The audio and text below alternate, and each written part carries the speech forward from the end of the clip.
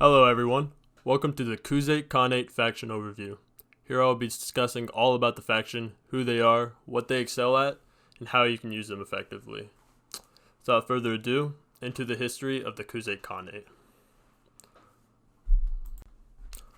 A century before the start of Bannerlord, the Khalratic Empire extended all the way to the borders of the Great Grass Sea. The steppe tribes on the border were disunited. The empire was able to keep the tribes fighting among themselves by bribing chiefs and assassinating khans that were consolidating power. 2 generations before the start of Bannerlord, the border tribes united under a confederacy under Uruk Khan the Khuzait. This confederation grew in power by conquering and raiding the most eastern extents of the empire. The empire no longer had control over the tribes and feared their ever-growing power. Emperor Nezerit saw a solution to this and decided to kill 2 birds with 1 stone. He offered to hire the Khanates as mercenaries, most of who accepted were from the Khuzait tribe, a young and extremely powerful clan looking for glory, and the primary playable clan from Mountain Blade Warband.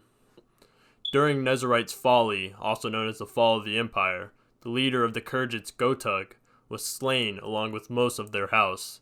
This devastated the Khuzaits and led way for the Khuzait tribe to once again lead their people. The clan retreats into the steep hills, and now fully recovered, they marched their armies into the fight for Khalradia.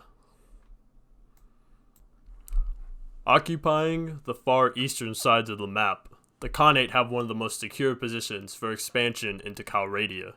They occupy 6 cities at the beginning of the game, putting them as the second weakest non-empire faction in territory ownership, right in front of the Battanians. But don't worry, their thirst for expansion is high and there are plenty of weak empire cities just ripe for their taking. Don't be surprised when they've already taken 2 cities within the first month of the game. Also, it is important to include that all of their territory is only accessible through bridges, which from a strategic perspective gives many defendable choke points for any armies trying to cross into their lands. Over to strengths and weaknesses of the faction. Strengths: open field combat. I cannot stress enough how good they are in open fields. The Khanate is the most powerful faction in the open with their high quantity and quality of horse archers and lancers. They have superiority over any army with infantry due to their mobility and harassment options. If you're going up against the Khanate, you can only hope and pray your missile troops can stay safe long enough to fight off the horse archers if they don't skirmish you to death. The enemy's cycle charges on your front and back lines will. They are definitely an extremely dangerous and underrated faction.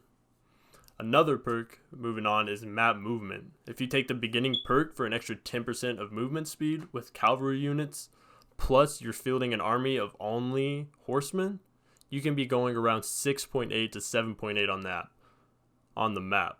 Even with large armies, keep in mind, an all infantry army speed is usually around 4.8, so you can catch up to any bandit groups or armies before they have even a chance of running away. And not include, you can run away from any army bigger than you, which means you'll have to sacrifice less troops. The Khanates also have access to arguably one of the best weapons in the game, the glaive, which will most likely one-shot even heavy armored enemies, and unlike the spear, it strikes in a sweeping motion, providing much more room for error. I highly recommend getting one of these bad boys even if you're not playing the Khanate, just because it's that good and it can get you that many kills. Over to their weakness. The big one, and probably the only thing that might stop you from playing them, siege battles. The Khanate, much like in Mountain Blade Warband, are the worst siege defenders and attackers. It doesn't matter how many horses you buy, they will not be available in siege battles, and the Khanates with weak armor and below average shields will take heavy losses by the siege defenses. Their archers might help you in defending, but even then they will get outshot due to their armor rating compared to other faction heavy archers. Most like the Empire, which you will be going up against consistently if you join the Khanate. When it gets time to start your empire, I would recommend having a backup army garrison that you can use for sieges. But if you don't, just overwhelm the enemy with at least 3-to-1 odds and you might have a chance of winning. With the big weakness out of the way, there is a few more things to point out. You actually need to buy a horse for your cavalrymen. They don't just get one like in the old Mountain Blade games. This is going to make it difficult early game because you're going to need to recruits, and then you're going to need to get them horses, and then you're going to have to get them another horse when they no longer want their shitty horse.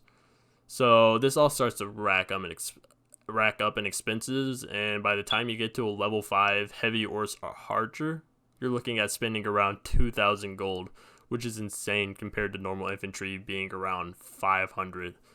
So I hope you have some big wallets.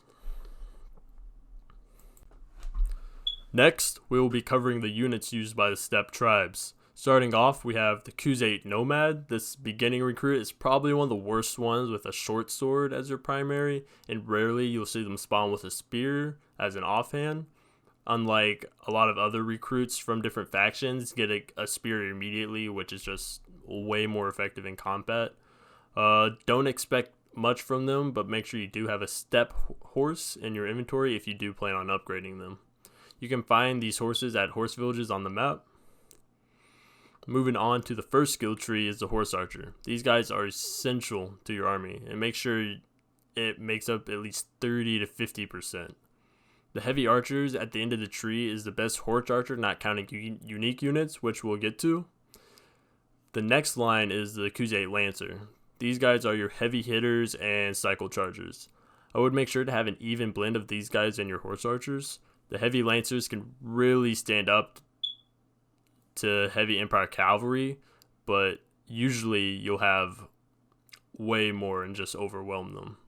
The AI usually make about 20% of their army cavalry, and your army will be 100% cavalry, so you can do the math. Moving over the Khuzait infantry options, I won't hit up hard on these guys because they're just below average units. Yes, they can get the job done, and later ranks do have some large shields, but don't expect great results from these guys. Their stat lines are just below par, and their foot archers are beat by almost everyone else except the Stygian faction's archers. Moving on over to unique units, first we'll be looking into the Khuzait Nomad Rider and Elder. These are practically banded versions of the Khuzaits and are only used by the Khuzait tribe. They're a mercenary group in the game and hate the other Khuzaits due to personal beliefs. So if you join the Khuzait Khanate, expect to be fighting these guys, and if you do take their units prisoners, they do make pretty good substitutes in your rank instead of the regular Khuzait horsemen. Moving over is a unit you need to know about. It's the Noble Sons, or more importantly, their final form, the Khan Guard. The upgrade starts them out on a horse and slowly upgrades the unit into glaive-wielding heavy horse archers with max unit stats in archery, spears, and horse riding. These guys are the gods of versatility. Their archer skills surpass the regular horse archer, and their spear skills surpass the heavy lancer. Not to mention it's a glaive, which, as I've mentioned before, has a way better kill rate than the lances. They don't have shields, so they do get picked off during sieges, but on horseback, hardly any unit can compete against them. Get as much of these guys in your army as you can. Once you've made it to around clan tier 1 or so, noble sons will start spawning at certain villages. Lastly, we'll be going over combat tactics. So I'm going to keep this really simple because this faction, it doesn't get simpler. Delegate, delegate, delegate. When you have only an army of horse lancers and archers, it's best to just let them loose so they can do the things. Picture them like the Swadian Knights in Mountain Blade Warband, but instead of just giving the charge command at the beginning of combat and letting them murder everyone, I would recommend using the delegate option because it will automatically set the archers to skirmishing, and it will automatically set the lancers to cycle charging. You can also tell all the archers to hold their fire, which will make them stop shooting, and instead they will cycle charge the enemy. So more or less this army is on autopilot, giving you more time to not micromanage and just get kills. If you're ever going up against against the Khuzaits, the best tactic is to have your army form a circle and then placing your archers in the middle. You'll see that AI uses this against you a lot too if you do decide to play the faction. So that's everything I've learned about the Khuzaits. If you enjoyed this faction overview and appreciate the content, please show your support. I'll answer any questions I can in the comments, and if you have your own stories or interactions with this faction, let us know. I hope you enjoyed, and I'll see you guys in the next video. Thank you.